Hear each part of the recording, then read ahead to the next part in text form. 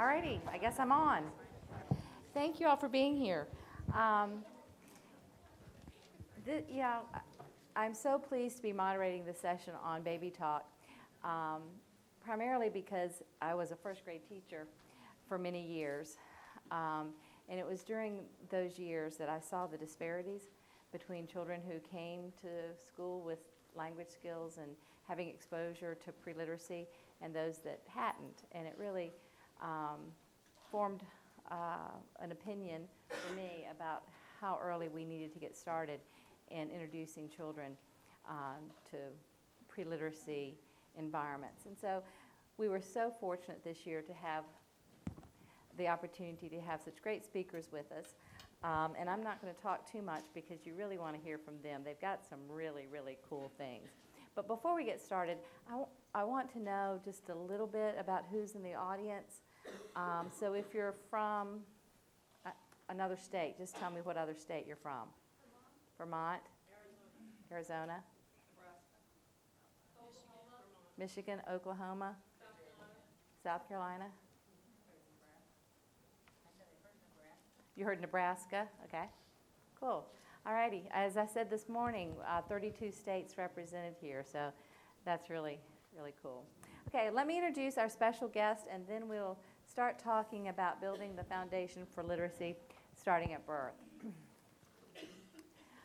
To my right, I have Arianne Weldon, and since 2000, I'm sorry, I'm at that age where I can see half of what I need to with my glasses and the other half without them. So Arianne has served as the director of the Get Georgia Reading campaign since 2012, and that's Georgia's platform for connecting people, agencies, organizations, sectors, and communities to ensure that all children in Georgia become proficient readers by the end of third grade.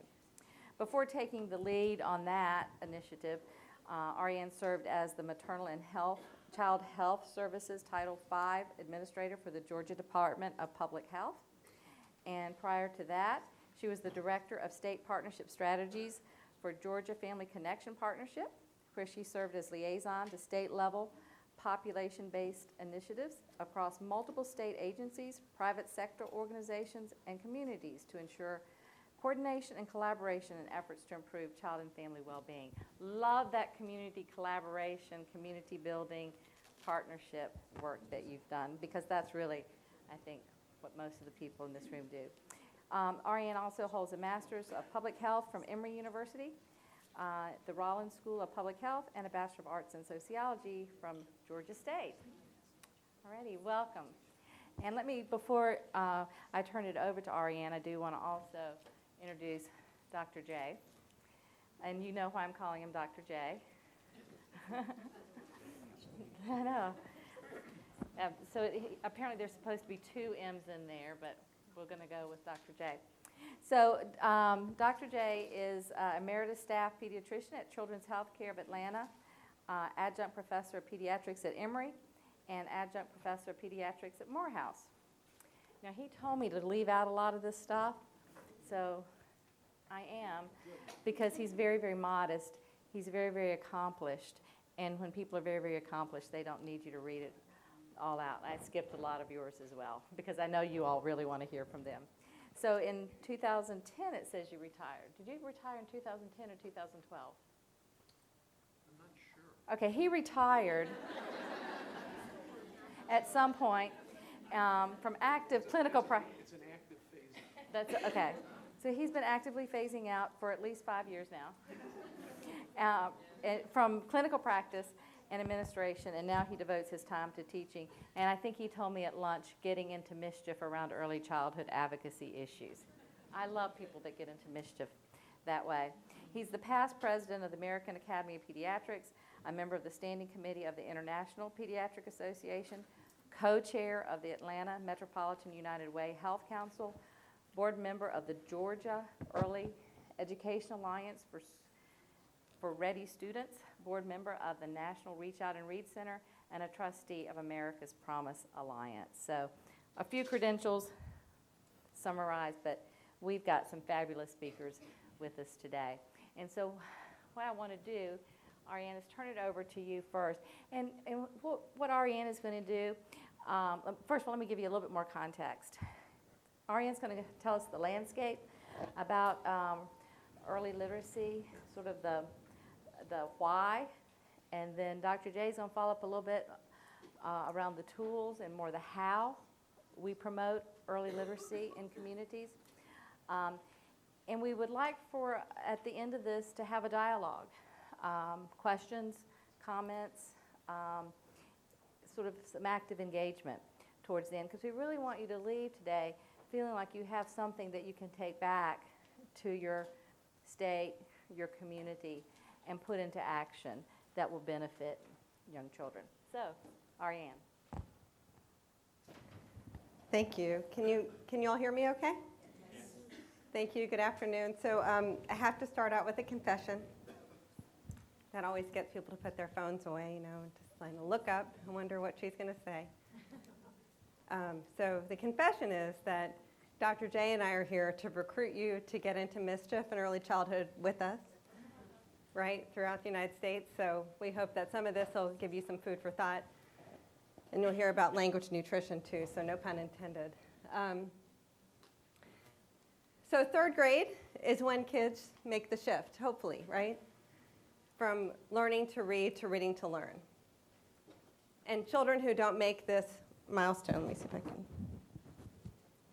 who don't kind of get to this mark, are 4 to 6 times more likely to drop out compared to their counterparts. I think many of you in this room know some of these data. So what I wanted to lay before you at the beginning of this presentation is a new way to tell the data story and really to tell a story. So what I've done is I've already started out with high school graduation. So it's kind of a new story about getting to high school graduation, which can be a real economic development boon for many communities. And then I want to walk you back all the way to before baby's born. And really want to try to tell you a story here. So where we are right now in Georgia in terms of using the NAEP, 34%. So 2/3 of our kids are not reading proficiently by the end of third grade. And nationwide, I think you all know the data that it's 35%. So it's meaning 65% not. So to give you a little context in Georgia, in 2010, when the report came out from the Annie Casey Foundation providing some more context about learning to read and reading to learn, the governor in our state, still Governor Nathan Deal, made third grade reading his top education priority, and Georgia launched a campaign. And I wasn't involved in the campaign yet, and there were some partners that started coming together and beginning to do a little bit of aligning. In 2013, I started in 2013, and the end of 2012, 2013, really the idea was to pull more public and private partners together to identify more clues about what can we do. This is such a big issue.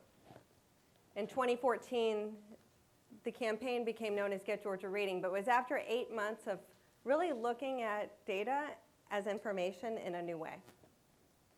So the campaign serves as a platform for connecting, as I said, agencies, organizations, individuals around a common agenda, a shared agenda, not a separate agenda, but a common agenda, and the shared expectation that all kids are going to read. So I want to put it a different way. I don't have the word goal on here. We don't have a goal in our campaign.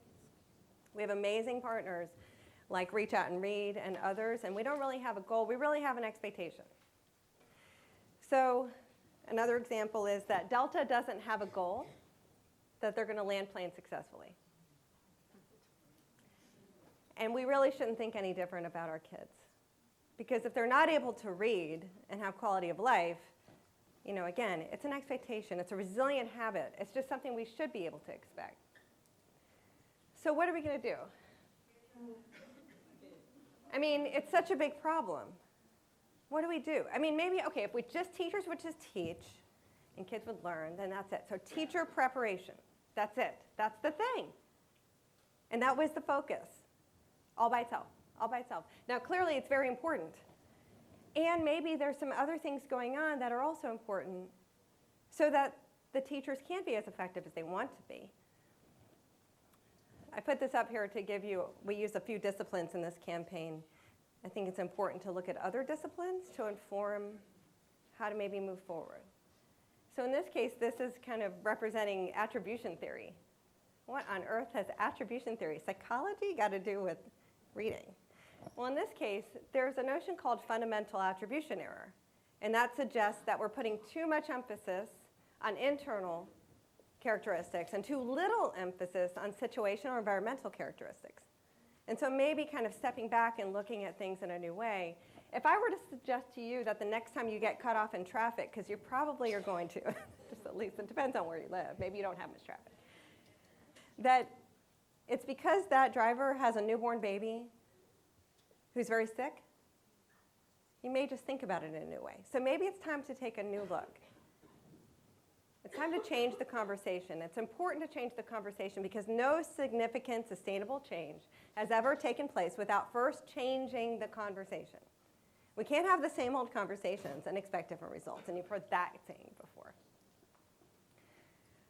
So this is another confession. So as you heard, I don't have a background in reading or in education. I'm an epidemiologist. I'm a maternal and child health epidemiologist. And if I were to teach you an introduction to epi class, I would tell you that for diseases, there are always determinants. And patterns of those determinants are related to risk and protective factors that provide clues to help identify solutions. Now, the word patterns is bolded here because when you have a pattern of something, you feel like you can do something about it, a little more than if there's not a pattern. So it's important to look for patterns to help identify new solutions. So what if we replace disease with low reading proficiency? Not the idea that it's equate to that disease, but that there are determinants for low reading proficiency, and looking at them in their patterns and looking for clues. So this is an example of what we might attribute to something differently. So in this case, what we did was we took 108,000 Georgia third graders, their reading scores in third grade, and we matched them to their 8th grade math scores. And what we found was an almost perfect correlation. And so really the point of this was to begin to get rid of the argument. We don't need to argue, right? Well, math is really important. No, read math. No.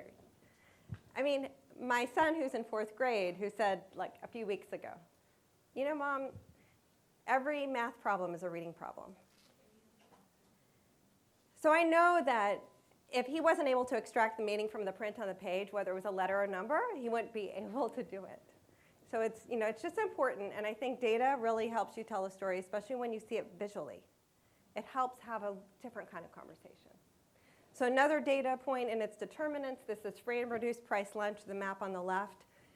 Separately mapped data point, these are all the elementary schools in the state of Georgia. Separately mapped data point is 3rd grade exceeds only, which is closest to proficient using our test. Is it real or is it Memorex? So again, just looking at data, not making judgments, but looking at data. Another data point, out of school suspension by grade level. This is how we've started looking at it as opposed to district rate versus state rate or school rate versus district rate. This is by grade level. And I usually ask, where does your eye take you? And it's really hard to miss that apex. But what people miss by looking at this is we miss that last year, over 14,000 5 to 8-year-olds, and I have to say 5 to 8-year-olds, because that's important, received out-of-school suspension. So again, but there's like a determinant, right? There's something behind that. You know, I keep going back. And again, same data point, so important. So same data point, this time in a map. Dark blue is good on both sides. Low suspension rate on the left and high reading on the right. We have something called the school climate rating now. It just came out March 16th of this year that every school in the state got a school climate rating, and it's based on attendance and discipline and parent and student and staff perception. It's a very rich index. And look at the relationship there. School climate rating of a 1 is a very poor climate. And what is climate? If you just really kind of go into your mind and think back to your schooling experience, you're visiting your memory palace, and there's a door in there, you mark school. And if you walked in there, what do you feel, right? That's climate. What do you feel? What do you remember? When you pick a grocery store, you do based on the climate. When you pick a restaurant, you do based on the climate. And CEOs figured out this a long time ago. To change the business, you've got to change the climate. So again, another determinant, but it starts earlier. And this one, I know that this group knows this one, the Hart and Risley study. So the 30 million word difference that I think this whole room is probably very familiar with. And the result of that of having half the vocabulary at age 3. And that's important because that marker is very predictive of reading proficiently by the end of 3rd grade. Same data point. It's interesting because then we begin to see a clue here. What if there's something that we could do? Has to do with baby talk, right? But maybe there's something we can do differently. And to show you an example of what that looks like, and just click, of the impact, just, yeah.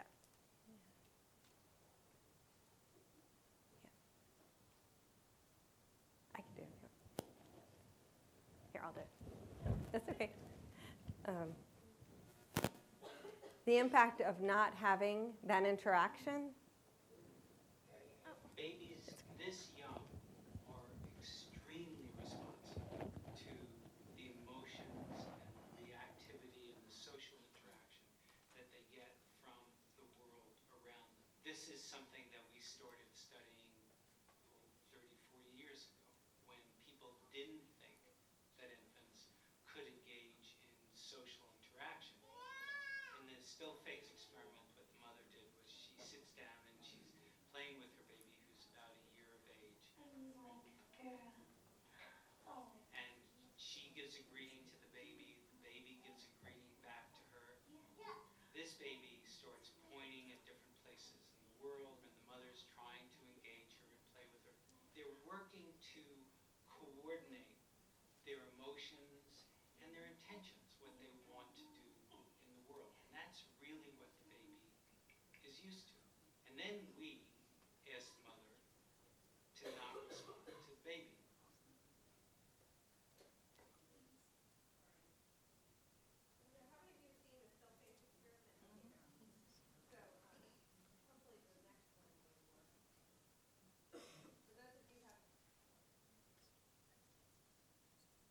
If you've not seen it, you please do see it if you've not seen it. But it's the impact of not having that social interaction and watching a baby who's about a year of age really lose control, and they're really looking for safety, right? Because you have to do that before you can do much of anything else. When I showed that, I showed it to one of our state representatives on the House Education Committee, and his response was, we've worked so hard on school discipline. What I think about when I see that baby's the same as the 1st grader who's received out-of-school suspension. It's the same as the 8th grader. It begins to become another clue. Because infants like you and I are designed to be in interaction with other people. Hopefully I'm going to try this one out. This one is showing you more engagement. But in this case, it's expressive language.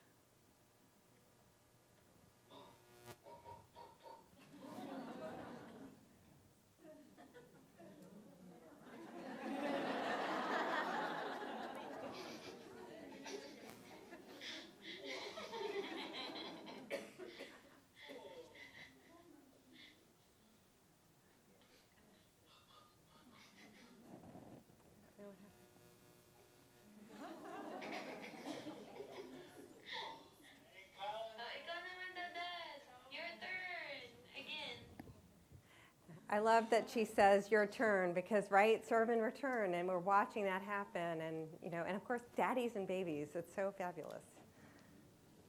But then it starts even earlier, and in this case, this was a study we did at the Georgia Department of Public Health where we matched all babies born for a 5-year period, their birth certificates, to their 1st grade reading scores.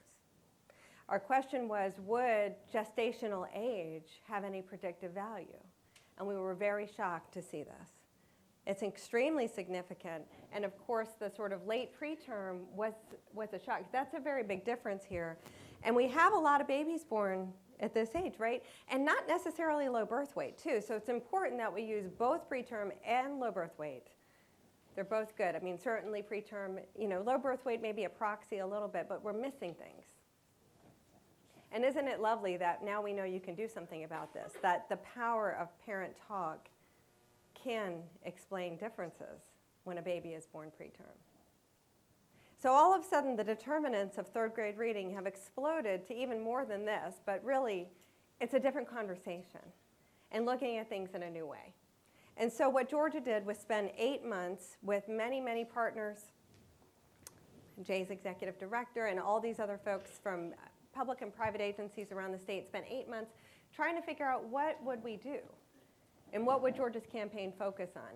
And really through research and getting out of our heads and out of our downtown Atlanta place, really getting out and exploring, came up with 4 pillars that are research-based that together would create the conditions necessary for children to be able to learn.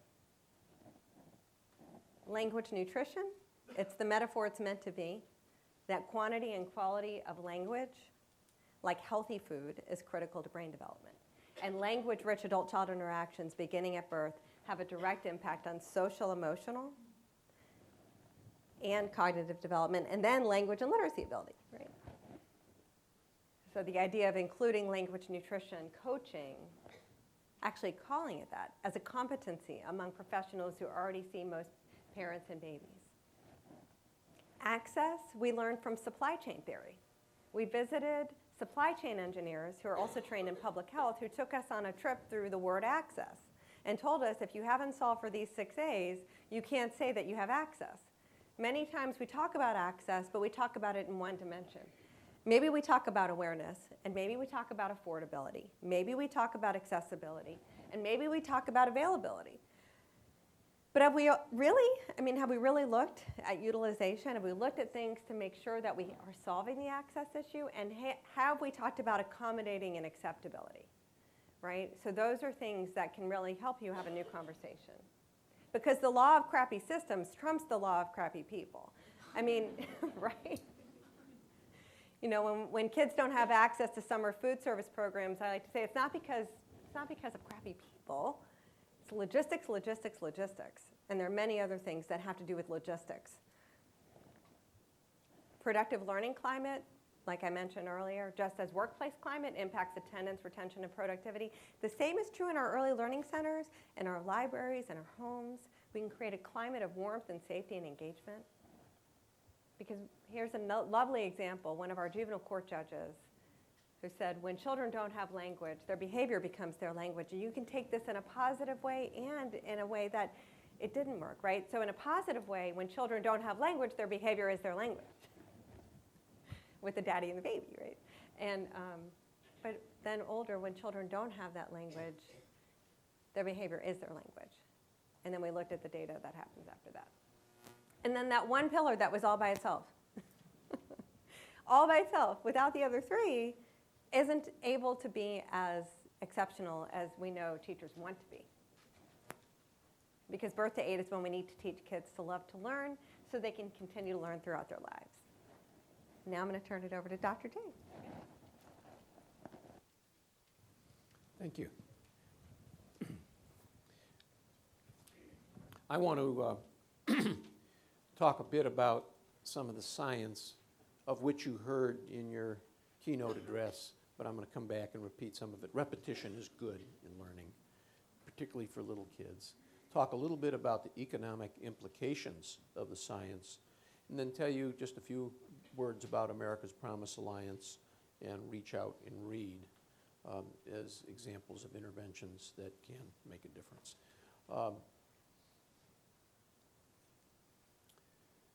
What's the big surprise? All the latest theories of linguistics say we're born with the innate capacity for generating sentences. Can babies engage in the delivery room? Yes? You've seen them? There's a wonderful study, and it's old. It was about 30 years ago, where some guy doing research, I think it was at Hopkins, it got the cardboards out of his shirts when they came home from the cleaners. And he would cut out with colored paper eyes, eyebrows, noses, and mouths. And then he would paste them on a piece of paper in sort of a random way on the cardboard. And then he would put them in the right way where it was a face. And then he'd go into the delivery room. And immediately after baby was born, and the mother's holding the baby, they would put in front of the baby, the baby's eyes are structured when they're born so that their focal length is about 8 inches away. That's why breastfeeding that way is so good to talk to your baby, is that distance is just perfect for the baby's vision. The baby's eyes, when you showed the random picture, just didn't focus on anything. When you showed them the face, they actually focused on the face. Can you imagine that? A baby is born, and it already can tell the difference between a human face and just random things on a piece of paper. So things begin very early in the life of a child. And this is not necessarily a new revelation. It's something that we're talking a lot about now. This is from Nelson's textbook of Pediatrics. Are any of you familiar with that book? It's the book that every pediatrician that was ever trained in pediatrics memorized to take their board exams. Okay? It's about 1,000 pages when I took it. Maybe it's 2,000 pages now. And this is from 1928. And this shows the relative size of the body proportions in the very earliest fetal period all the way up to 25 years. And you can see in utero, the head is 50% of the body in second fetal month. At 5 months when the baby is born, it's still about 30%, about a third of the body. And it isn't until adulthood that it reaches its normal proportions of somewhere around 10%. Isn't that phenomenal when you think about it that way?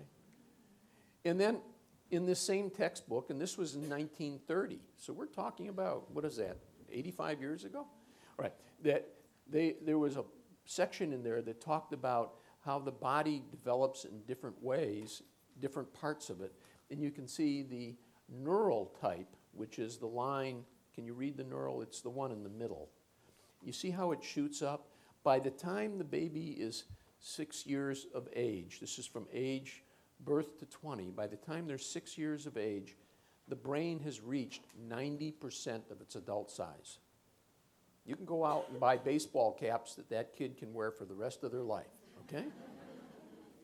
The lymphoid tissue, which is symptomatic of the developing immune system, actually, by the time they're 10, 12 years of age, is double the size that it's going to be when they're an adult.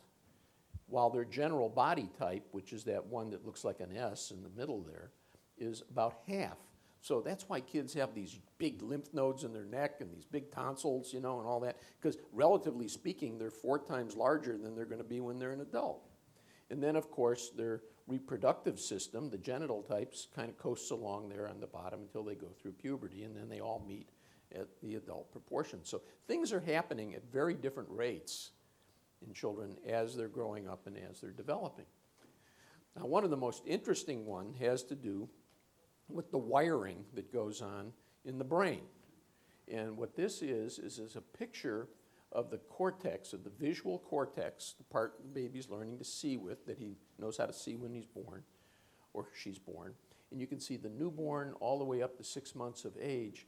And these are the little dendrites, those connections from the nerve cells in the brain that are connecting up to the other nerve cells that you were told about in your keynote address about the wiring that's going on. This is all the wiring that's occurring in the first 6 months.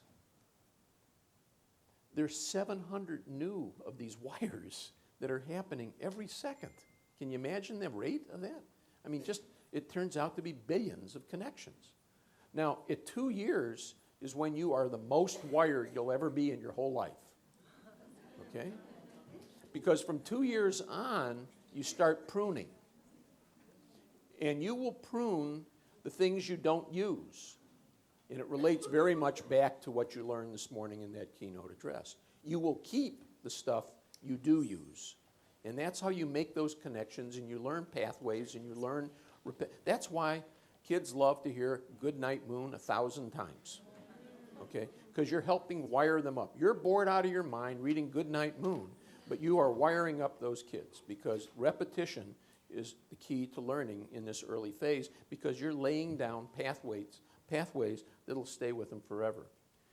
Dr. Huttenlocher at the University of Chicago actually looked at the brains of children that unfortunately were killed in automobile accidents, and he counted the number of those connections, and he was the one that showed And you can see these are days at the bottom. It's too small to see at the bottom, but what you're seeing here is the first couple of years of life till you get to age 2. And then you can see after that, the number of connections start going down. He was the first one to identify, and this was in 2002, that you start pruning and that these dendrites start decreasing and the channels start getting laid down. This you saw earlier about how things go in a logical order, vision and hearing, and language kicks in the first year. And then after that, you develop your higher cognitive functions built off those very early experiences and how successful they are.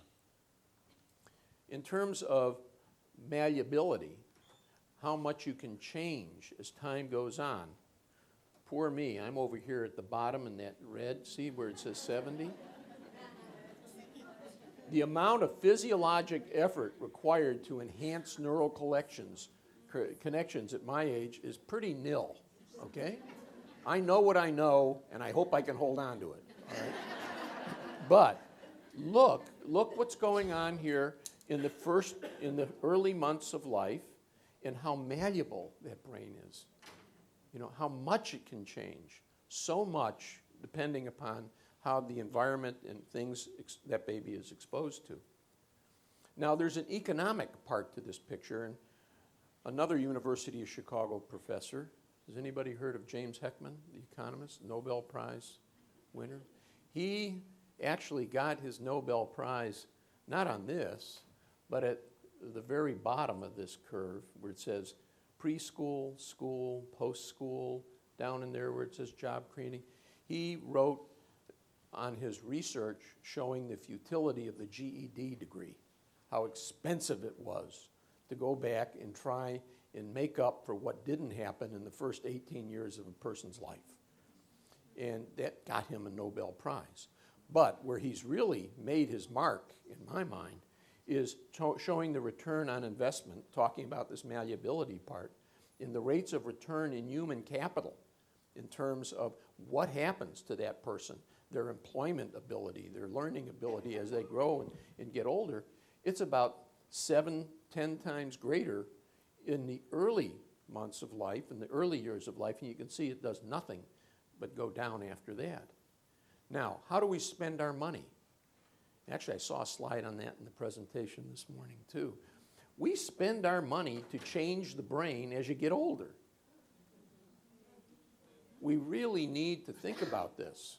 You know, we need, not that we shouldn't always be putting resources into trying to help people improve and change and learn, but look at the waste that's going on here in terms of our investment when the brain has its greatest capacity to change.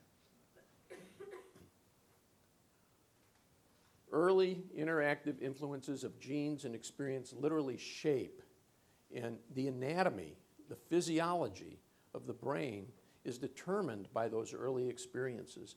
And as Arianne pointed out, it has to do with this serve and return kind of thing. Who is the child's most important and influential instructor, teacher? Absolutely. Absolutely. And if from the very beginning, if we can work with parents so they can be effective teachers, those of you, how many of you are teachers now? We got a lot of teachers in the audience? Yeah, when the kids get to you, they're ready for you. Now, the concept of toxic stress is something we are talking a lot about now.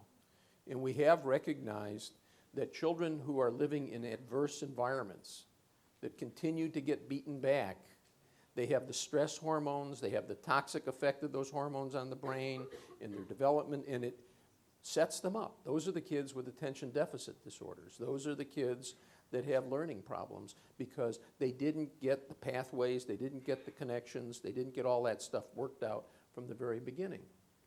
So stress can be good. It helps build resilience. You want children to have resilience. You want people to have grit. You want them to be kids that, you know, really cope with the world around them. But there's positive, there's tolerable, and there's toxic. And if a child lives in a toxic environment where they have parents that don't look out for them, where they're at danger from physical harm, where they're not getting the nutrition they need, where they're plopped in front of a TV set, You know, the American Academy of Pediatrics tells you to turn off the TV set for the first 2 years of a child's life. They don't need it. It's a passive tool, and it, quite frankly, interferes with that serve and return. You don't see any serve and return when they're watching TV. What you see is suspended animation, okay, with little to no learning. Investment in early education helps reduce the achievement gap and the need of special education, increase the likelihood of healthier lifestyles, lower crime rate, and reduce overall social costs. This is Dr. Heckman again, and he shows that every dollar you invest in early childhood produces a 7 to 10% economic return. And the question he asks, if you ever heard him talk, is who of you would not want to buy some stock or buy some portion of a company that made 7 to 10% every year guaranteed? Now, I also wanted to just tell you a little bit about the America's Promise Alliance. This was established in 1997. There was a presidential summit with every president alive, and even that one in the back there who aspired to be a president at that time. Can you see? But the person that organized this conference was Colin Powell, General Powell. And his wife, Alma, has carried the banner to the present time. And she chairs this America's Promise Alliance, which now has resulted in over 400 partners from business, from community, from all kinds of organizations around the country that advocate for the 5 promises that Colin Powell articulated in a very moving speech at this particular conference. And he talked about 5 things. He said, every child needs caring adults in their life. Every child needs a safe place to live and thrive. Every child needs to get off to a healthy start. Every child needs to get effective education. And they need to learn citizenship. They need to have opportunities from the very beginning to help others. And if you've ever heard Colin Powell speak in recent years, this is what he talks about every single time the man speaks, is he talks about this is what children need in our world. And he is so right. It's not the school, it's not the parent, it's all of it. It's all of it. And if you get all these things, good things happen. Now, this same Professor Heckman, the economist, was given a big grant from State Farm Insurance Company, and this was about, 12 years ago that he did this study. And he put metrics around each of these 5 promises. And he went and he looked at what were kids actually getting of these 5 promises in our country. Now, if you get a bunch of these promises, if 4 or 5 of them come through for you, you're going to be all right. But what he showed is that about a fifth, 21% of all the children living in our country were getting started with 0 to 1 promise. Can you imagine that? The improvements occur if you get the promises. If you get 4 or 5 of them, good things happen. High school completion, college enrollment, early school readiness, math and English proficiency, crime, alcohol, and drug use that goes away. All the good things you want to see happen to kids if you give them these promises, particularly if they get the promises from the very get-go. You think this is cute? If reading books is so important, how come you never see people on television doing it?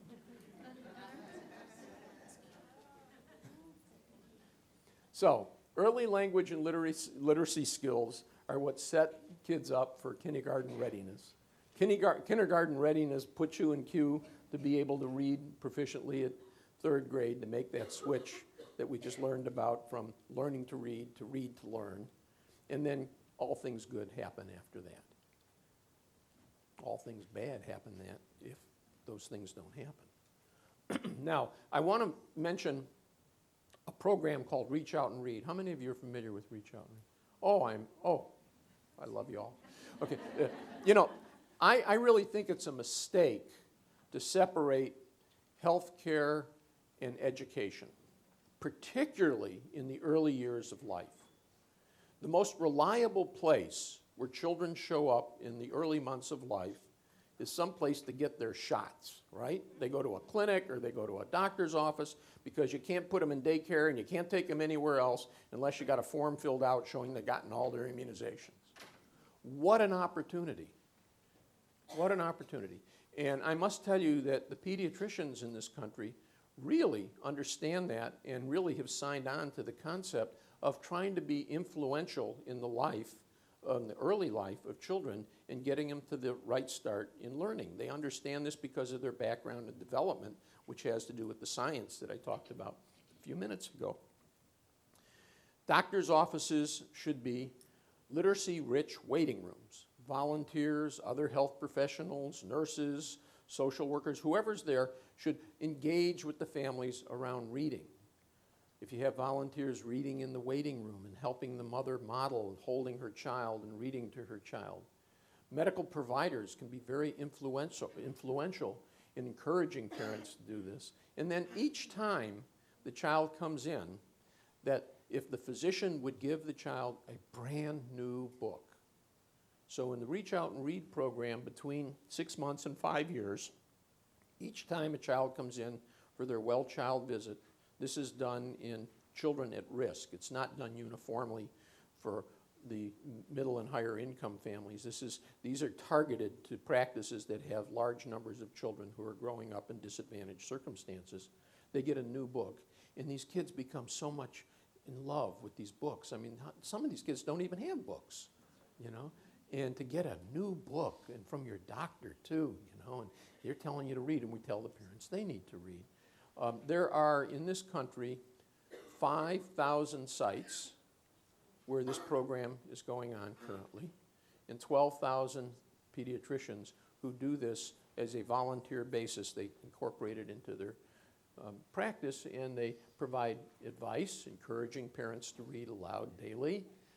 They give the books away, as I mentioned, and they try to create a literacy-rich environment for the family then to think about and emulate. That's a beautiful picture. Using the medical infrastructure does give you this platform to reach parents at the very early years, and I would encourage all of you to think about how you can partner and collaborate with the medical community to try and have them be part of our overall effort to get kids off to a good start. Ongoing relationships with doctors, nurses, and frequent visits in the early years of life, as I mentioned, is really key to the success of all of this. Now, this is what a literacy-rich waiting room could look like. This is from the Montefiore Clinic in New York. It's the doctor in the exam room. So the basic message is to encourage parents to read to their children starting very early.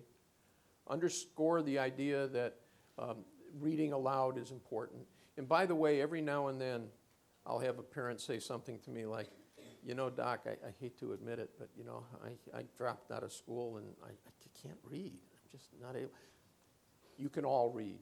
Open the book up and just talk about the pictures, you know. Just discuss it and look at it. And you know what? What you can read, maybe you can read the words in the books for the kids. It helps augment the vocabulary that you use because your day-to-day discussion in the household usually isn't that sophisticated as what you may be able, you'll pull some new words out for the kid in the book. But, you know, everybody needs to learn a love for books. And it's interesting, the parents sometimes actually get mobilized into trying to do some, as I mentioned, very expensive adult learning as they do this with their child. Parents need to know what to expect. You need to describe to them when their 6-month-old baby just puts the book in the mouth. That's okay. That's exploring. The mouth is the third hand, okay? And that's why we give them books that are made out of little board board books at 6 months of age. And 12-month-olds actually will point, you know, at the different pictures in the book. And by 18 months, they're turning pages. And I had a video of a 16-month-old that was doing that, but we weren't able to load that on there today for you to look at. But if anybody wants to see it, you've got it on your computer, right? 16 months. 2-year-olds may not sit to listen to a book. They start running around the room while you're reading the book, you know, and you're wrestling with them, trying to get them. But, you know, you do what you can. And by 3 years old, actually the kids are retelling the stories. 12 to 16 months, around 40 words. When you come into the doctor should be asking about numbers of words and seeing what's actually happening. There's a lot of variability on this stuff. I had one family that I cared for a number of years ago when I was at the University of Chicago, and it was a university family, and the father was an Israeli, the mother was from some small town in Ohio, and they were both professors, and they hired an au pair from France. And the au pair spoke French. And the father, of course, wanted the child to learn Hebrew, the 2,000-year-old language that now has come back to life. He wanted that to happen. And the mother used English. And so this kid's hearing 3 languages.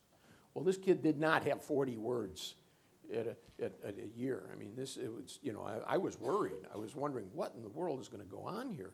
But I can tell you, by 2.5 years of age, the kid was speaking fluently in all 3 languages. So I've seen this, that was an observation for me, and I've seen it repeated. I give the advice that if you're going to use multiple languages, use mommy language, daddy language, au pair language, whatever it is. But if people are consistent about it, it may take a little longer, but that's a wonderful thing. The child will have all those languages for the rest of their life.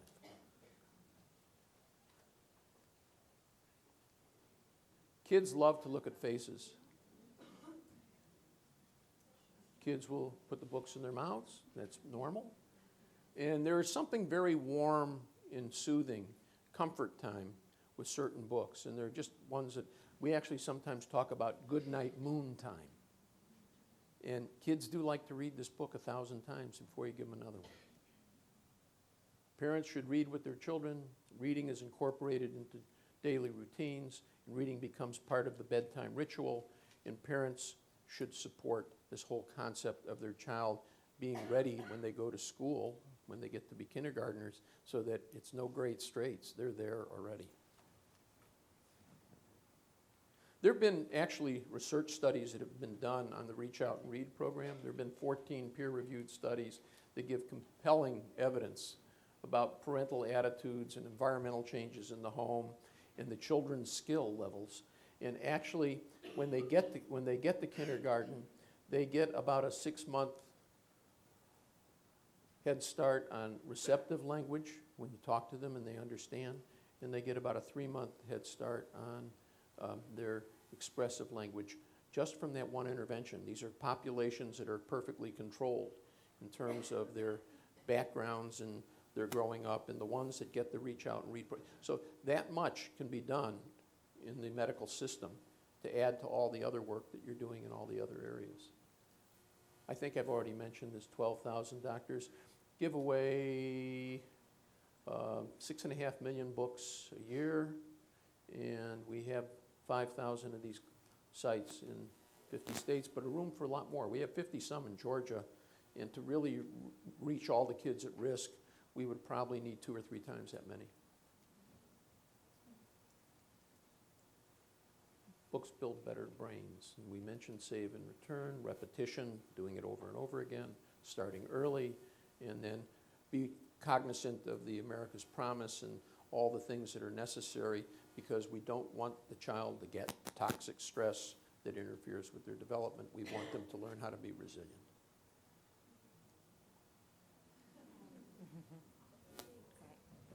Thank you.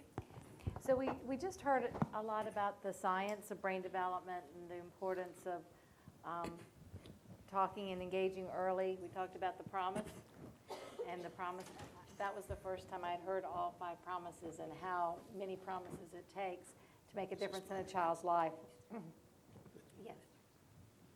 Thank you. Do we have a water dilemma? Oh, no, I didn't want to take your hands. Okay. And we heard about a strategy. We heard about Reach Out and Read, and I think many people in here raised their hand that they're familiar with that. I'm wondering if you could talk to us a little bit more about other strategies that you may have used in a community setting, or especially Arianne, and the work that you've done in communities. You know, Arianne talked about the near-term births and how children, even of normal birth weight, but are gestationally born too early. And some of this is really induced or created by our own kind of societal norms. And it's not uncommon that after only women, that after women have been pregnant, you know, for so 8 months, you know, they want that thing out of there, you know, enough already, you know, and doctors who are very skilled at delivering babies say, I've worked every weekend, you know, I got to get this thing done, you know, this weekend we're going to the mountains, you know, and so there are a lot of elective C-sections, and so much so that there are hospitals in our country today where 50 to 75% of all the babies born are being born by C-section. Now, the doctors say, well, the baby's ready and they look good in the delivery room, and sure, their APGAR scores are fine, but there's a price to pay later. And there is a wonderful program called 39 Weeks, which is really one that has been developed through the March of Dimes, where we work with hospitals and physicians to develop a consistent quality kind of control to when it's okay to actually do a cesarean section. Because there are times when they're absolutely necessary and they're absolutely indicated, but the vast majority of them are not.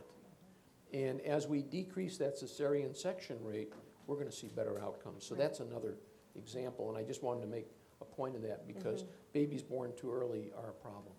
Right, reducing elective deliveries prior to 39 weeks sometimes is optional. I mean, in Georgia, our Medicaid agency won't reimburse now if it is not medically indicated. So, but one of the things, as Jay alluded to, the sort of quality control, the peer, you know, kind of peer pressure from physician to physician has also helped a lot, just in terms of what, you know, how are we doing, you know, in terms of is it medically indicated or not medically indicated? So, and you saw the difference that we were so shocked. We didn't know, but nothing like outwardly wrong or anything diagnosed, nothing sort of medical, biologically indicated. An APGAR score is fine, but wow, what a difference that makes. So, another example, and I can just sit here and, so this is new. This is sort of Georgia's first language nutrition prototype after scaffolding on things like reach out and read. So if you think about scaffolding with the physician, a very, very trusted person, you know, the pediatrician especially, like Dr. J. This idea is called Talk With Me Baby. And there are a few key components. This is a collective effort where some of us at the campaign partners and our public health commissioner in the state of Georgia and the Emory School of Nursing and the Georgia Department of Education and the Marcus Autism Center and the Rollins Center for Language and Literacy came together. And the idea is, let's reach everybody. So the idea was looking at, in this case, scaffolding on the physician with the nurse. Nurses reach 99% of all expecting and new parents, right? So, and what the focus population here for this effort is third trimester through the first year of life. So really taking a very hard look, because the idea was trying to really build resilient habits to bridge the ward gap and scaffold in a room that's very trusted. So we've actually just finished the curriculum on really nurses. It's already in a nurse's scope of practice. They're sort of the original health educator as a coach, like show you how to do. And really, if you notice, a lot of nurses and physicians already do model the behavior with the baby and call it out in terms of the training.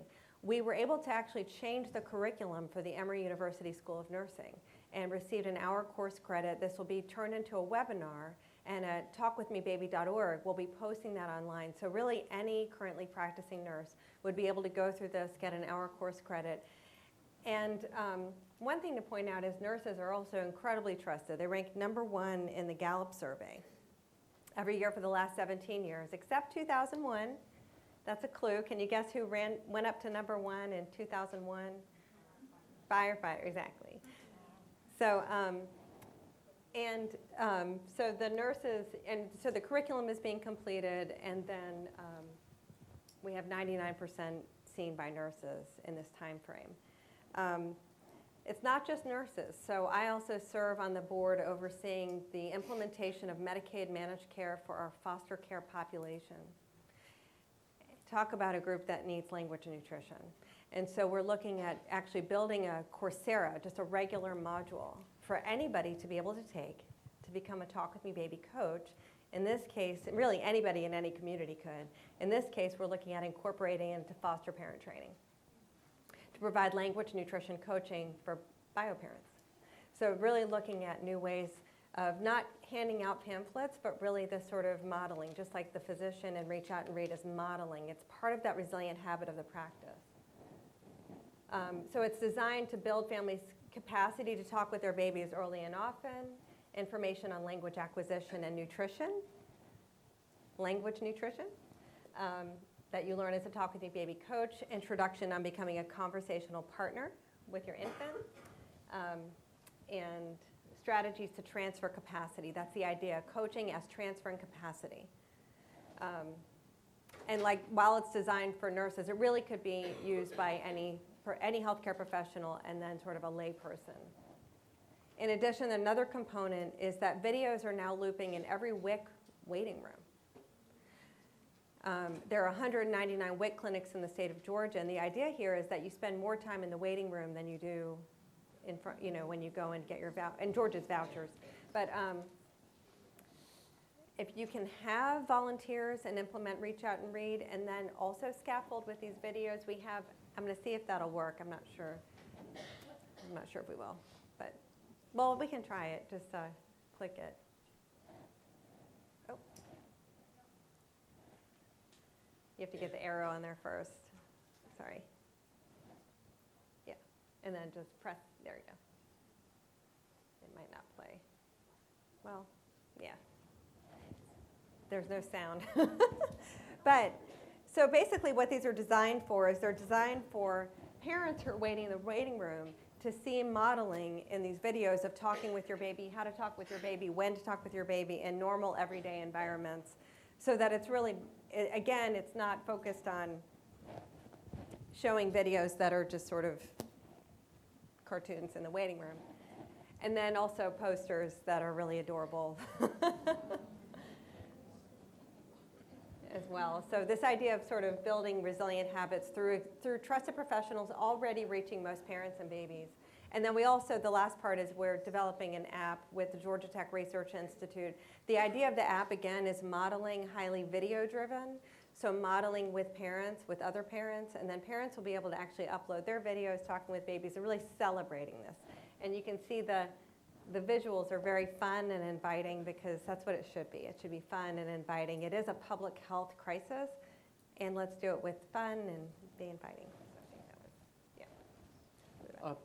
Let me just elaborate on that. One of the things that we hear a lot in Atlanta from the Rollins School, which is really doing a lot of work on how early education and how early learning could be best taught by the parent and wherever the child goes, which is just a lifelong, constant conversation. Everything you do with the child, you tell them, I'm changing your diaper now, and talk to them about changing their diaper.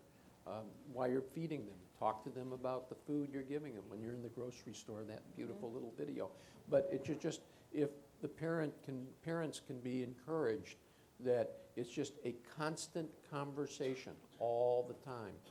A silent home is a deadly home in terms of the child's learning. Right, exactly. And Dr. J mentioned early on, using home language and really talking about the importance of home language. Dr. Klin at the Marcus Center talks about speaking with your baby in the language of your heart. And so, use those natural languages because that's what you're doing. You're bonding with your baby. And so families who may not speak English, speak the language you have and really celebrate that and make it everyday habits. Those are key lessons that haven't really necessarily been taught intentionally. And parents also don't know. We have a powerful study that came out last year from Brown looking at babies who are born preterm, that their language and cognitive ability at 18 months of age could be explained by adult talk with those babies beginning in the NICU. And actually we're working now we're actually starting a case control study on this work with the nurses changing the NICU environment, actually changing the environment. You can have language rich. It doesn't have to be loud. It can be language rich.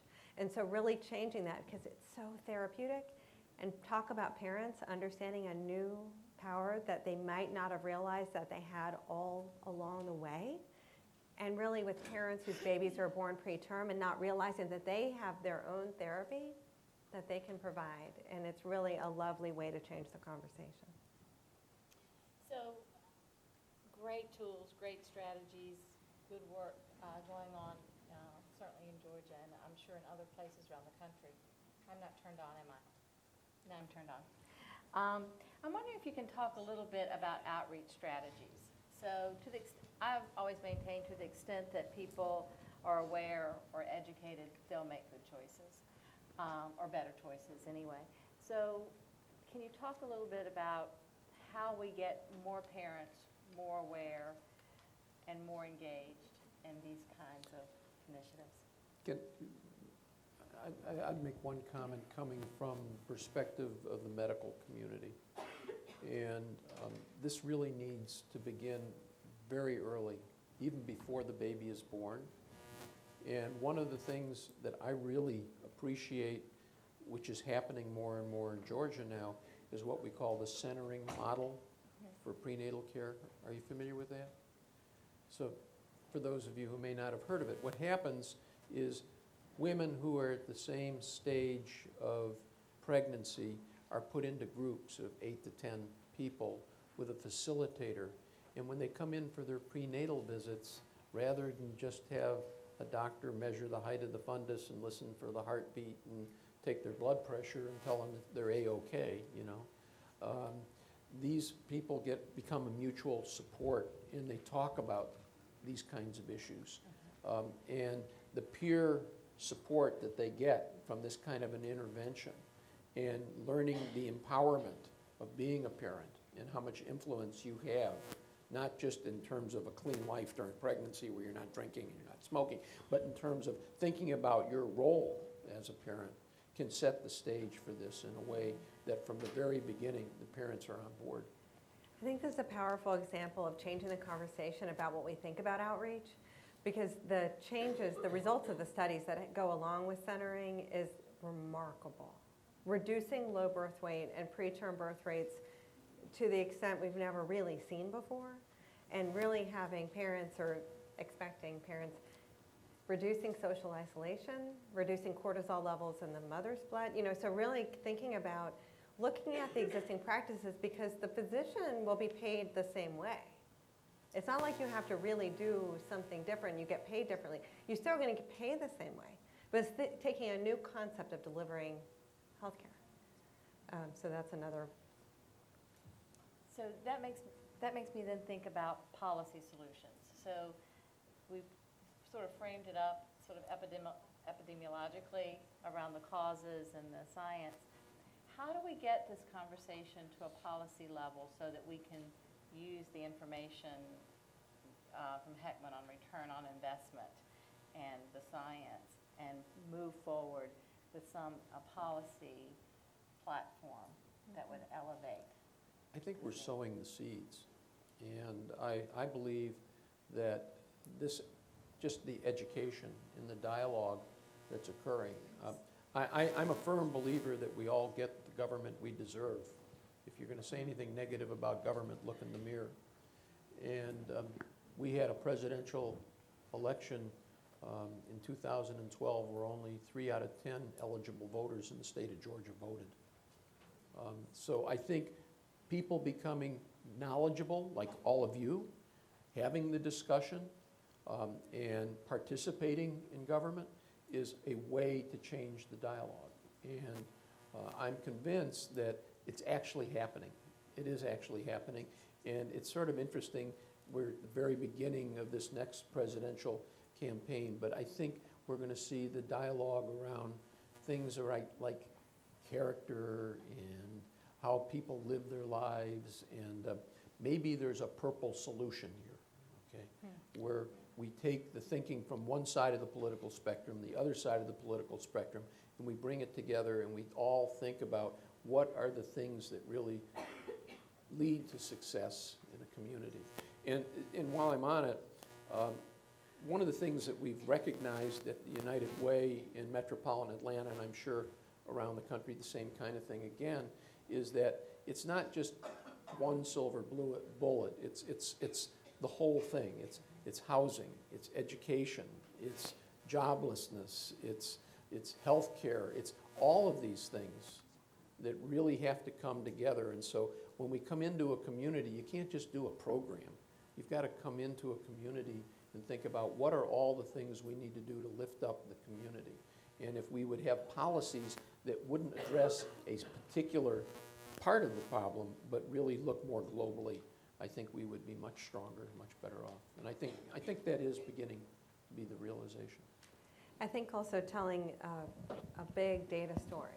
I mean, I think by showing you data that, you know, Dr. J and I showed you a lot of data, a lot.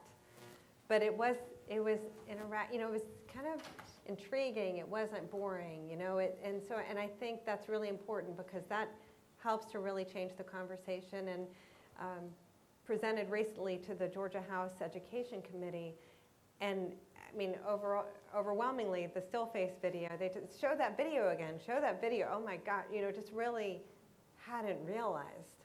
I hadn't really thought about that. And then your Medicaid partners.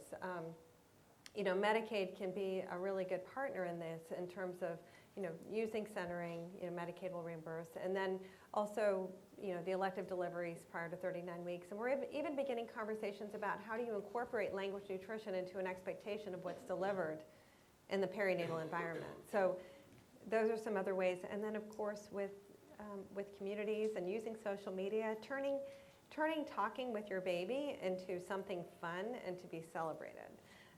You know. So. Arianne, do you want to talk a little bit about universal preschool? When should we start school, really? Is that a trick question? No, You I'm already trying to North Carolina. give her a softball. You know, Oh, I oh. really think it's an important issue. Well, and so universal access. Now in Georgia, we have universal. Really, anybody is eligible. There's not a means testing, and we don't have quite enough slots. But really, we need probably several thousand more. But that's where we are in Georgia. Is there anything else you want Yeah, to say? I'm fascinated by the state of Oklahoma, which has said that school starts at age 4. You know, I'm disturbed when I hear people talk about school readiness and maybe we ought to change the entry date to a later time in the year because then the child will be more ready next year if we hold them back. Right. That we're not paying attention to the fact that parents as teachers, so really they're learning, like you said, Dr. J, right at birth. Right at birth, they're already learning. And I think the conversation needs to be changed quite a bit because the conversation still is, oh, when they get to school, this will happen. You know, and really not even paying attention to those routines, those everyday environments, changing time, bath time, meal time, and really celebrating the fact that your child is learning and they're going to be ready for school. Right.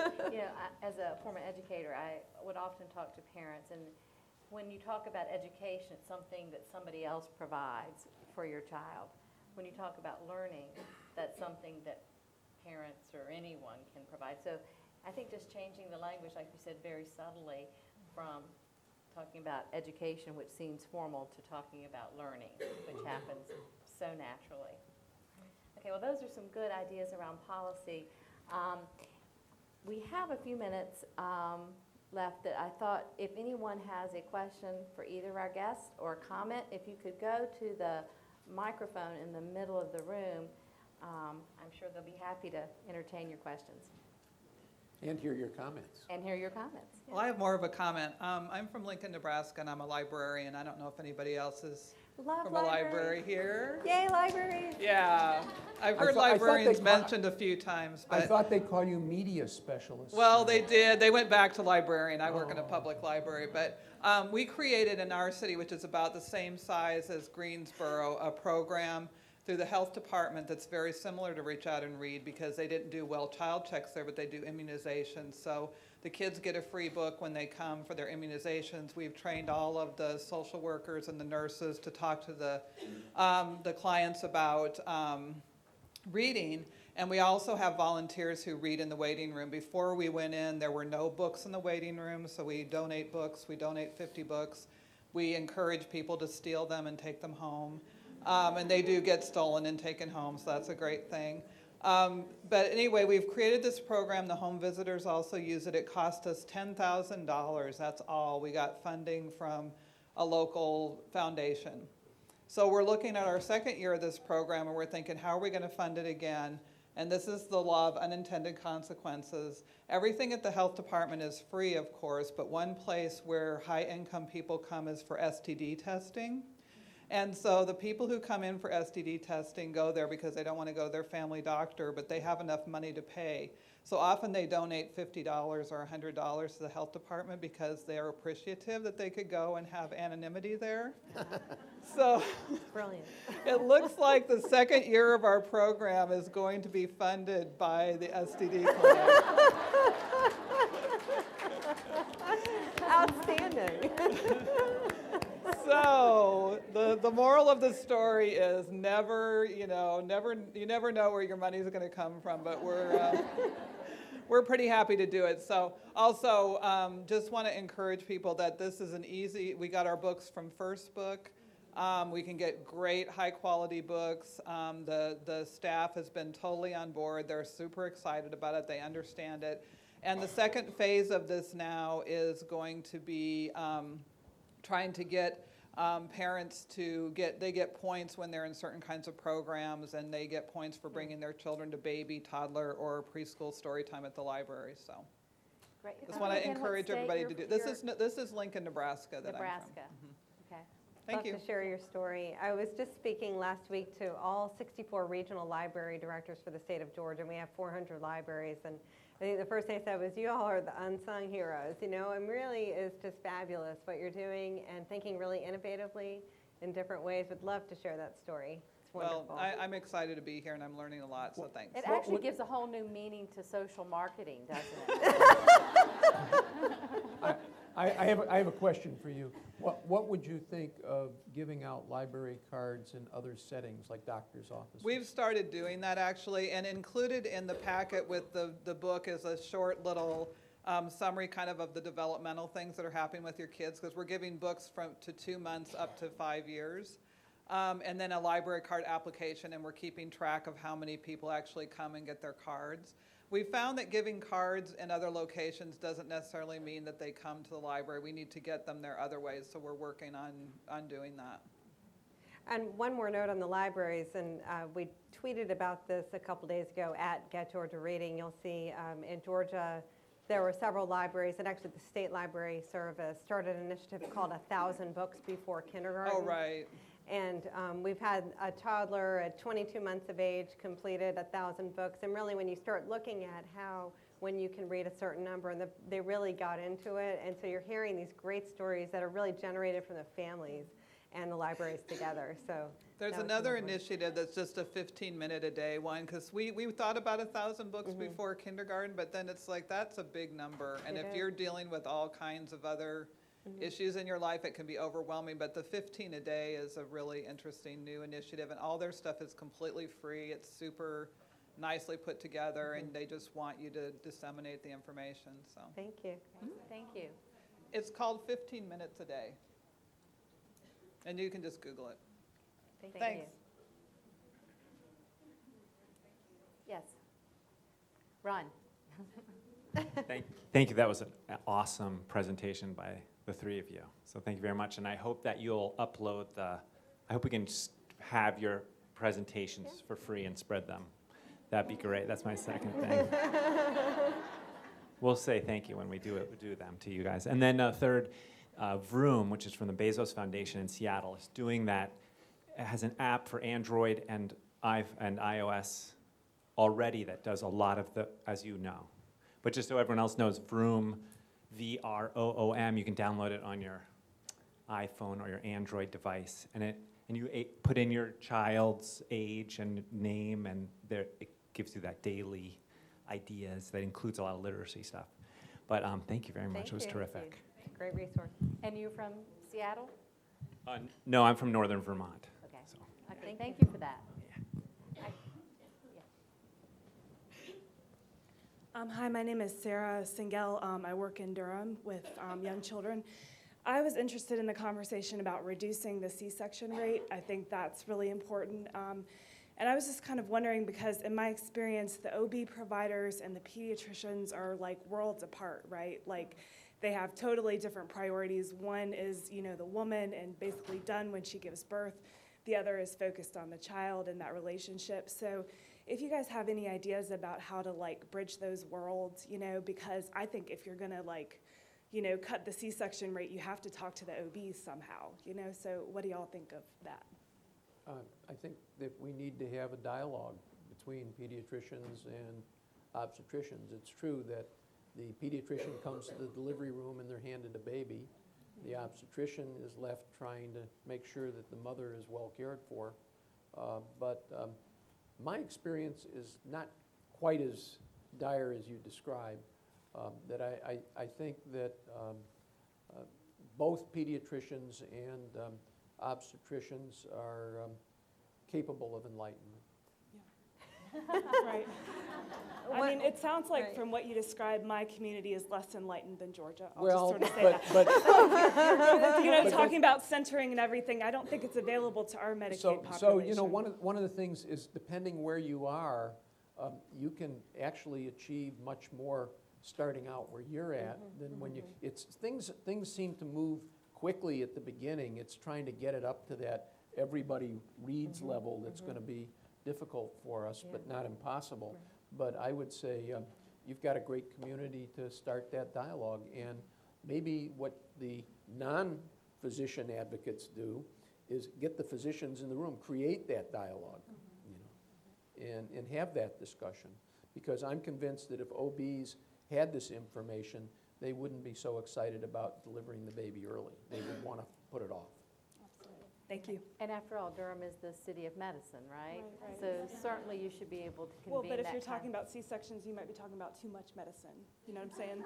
Well- Because they're dealing with an emergent situation possibly, like you're talking about, is the C-section indicated or not, those kinds of things. So I was interested, as I was driving to the airport very early this morning in Atlanta, there was a spot on about McDonald's changing their menu because their profits are way down, And I think that we all have sort of a McDonald's mentality of wanting things quick, and easy. And I think this, again, is a reflection of our society as much as it is a reflection of the practices of OBs and pediatricians. That I think they're in the business of trying to do what people think is best as well. And if everything is treated with an antibiotic, if everything is done with a cesarean section, if we continue to have this sort of immediate gratification without looking at what are the implications of what we're doing, I think we all need to be a participant in this discussion. And one of the things that women can do in choosing a doctor that's going to deliver them is to talk about how they would expect to be able to deliver their baby, all things being normal. They always understand there could be an emergency, which requires an unpleasant decision. But if I'm going to go through a pregnancy, what can I expect in the way I go about it? And that's a fair question. In choosing a pediatrician, you should really be interviewing them and making a choice on who's your pediatrician before the baby's ever born, and see what their attitudes are on infant nutrition and what their attitudes are about child rearing, and just get a feel for the person. And I think the solution to a lot of our problems is activating individuals to be true participants in the community they live in. Thanks. Here. Thank you. Okay, I think we have time for one final comment or question.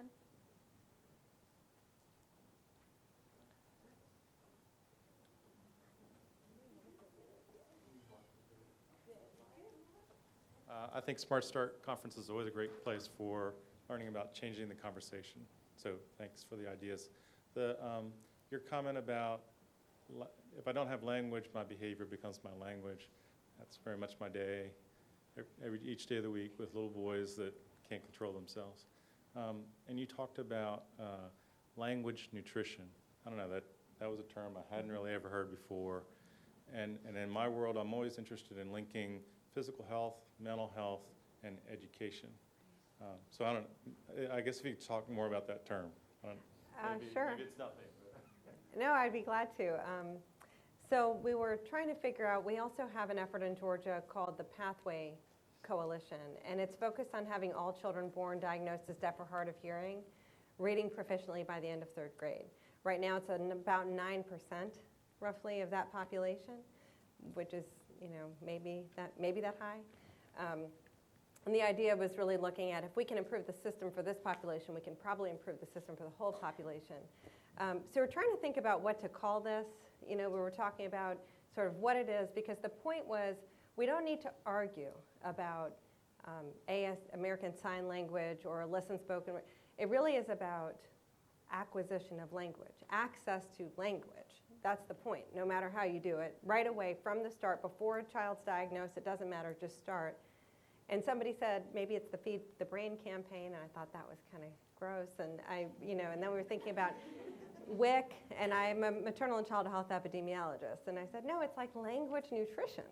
Yeah. And that's literally how the term came about, and it has taken off. We were at the White House Summit on Bridging the Word Gap last October, and it was pretty cool to hear Hillary Clinton in her opening remarks talked about access to language nutrition. I think it's important because early on the conversation, remember changing the conversation, was the poverty of words. And when you hear that term, and when you hear the term poverty, even if you are the most well-meaning person in the world, there's just this place, this bucket in your head where it's just sort of like, I just can't. But language nutrition has become so more inviting and really helping to change the conversation and getting people more interested. So we don't really talk too much about the word gap. We talk more about language nutrition and access to language nutrition. So that's been fun. I think it's a great term, and you're literally feeding the brain and helping the brain develop. And I just happened to play around on her website a little bit, so if you want to do a plug for that, because there's some good resources on the website. GetGeorgiaReading.org. Yeah, so you can learn more about some of these tools and techniques. And TalkWithMeBaby.org. There'll be more coming out on that as well. Okay. Just a couple more minutes. I'm wondering if either of you have any closing comments. You've given us so much information about the science, the tools, the techniques, community engagement, outreach, policy. If there's one thing you would want to make sure that the members of this audience left with, one idea, one thought, one thing they might do in their community, what might that be? Why don't you go first? I have a slide I want to use. Oh, all right. One thing. Well, while she's doing that, you can have two. Two. You didn't have Well, three. number one, I used to have a boss that would sometimes drive me a little bit crazy. I won't tell you who he was. It was a he. But he said that, the strategy in our business is not the strategic plan, but it's how we spend our money. And I think you can have all these beautiful plans, but if you don't put the resources where they're needed, we're not going to get the end result that we want. And so I would say be a strong advocate for developing the resources necessary to create the environment where children learn from the very get-go and all the things that contribute to that.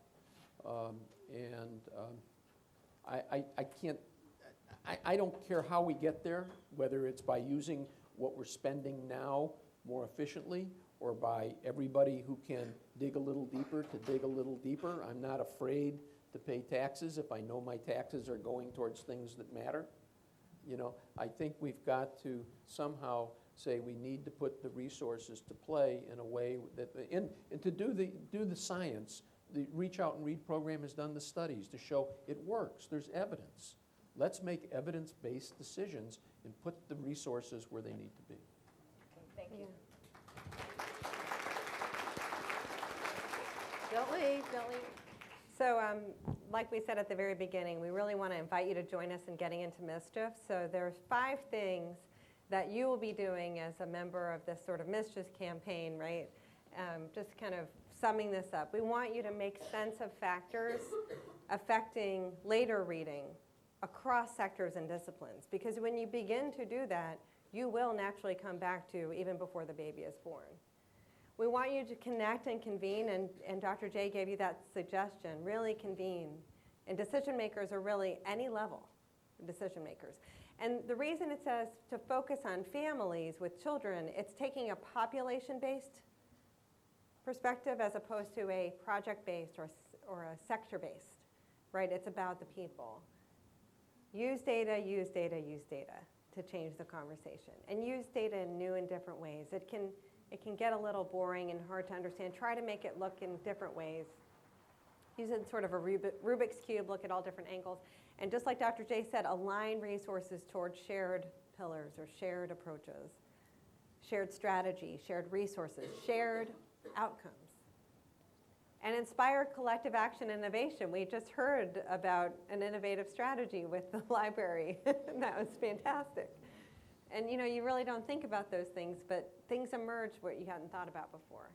And celebrate partner successes. It's so important. We really do need to celebrate. The more people see and hear, we can do that too. Like you said in Durham, you can change that conversation. And maybe there isn't a centering practice right now, but look up centeringpregnancy.org. Yeah. And maybe pull together the OBs and the peds for a beginning conversation. Thank you. Okay, so in the interest of celebration, let's thank our guests. Thank you. Thank you.